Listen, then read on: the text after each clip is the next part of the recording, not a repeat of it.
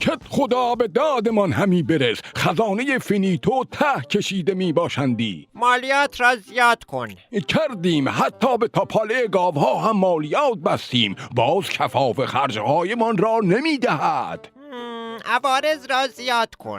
کردیم، الان حتی از قبرستان فینیتو هم عوارض میگیریم. سکه کشکی ضرب کن. هم ضرب کردیم هم تقسیم کردیم، الان مانده حلبی ها را هم جای سکه وارد بازار کنیم، باز کسری بودجه داریم. ای وای، نمیگذاری کسری خودم را با این منقل و وافور جبران کنم. حداقل بگذار کمی فکر کنم.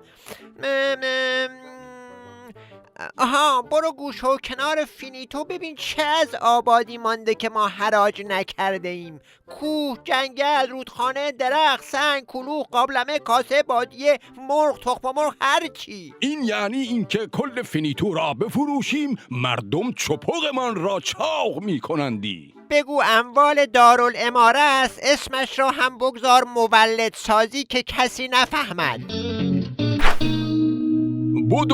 بدو که حراجش کردیم، کاسه دارالاماره، استخوان پس گردن گاو کت خدا، سایه نوردبان، تاپاله مادیان کت خدا، بدو که حراجش کردیم.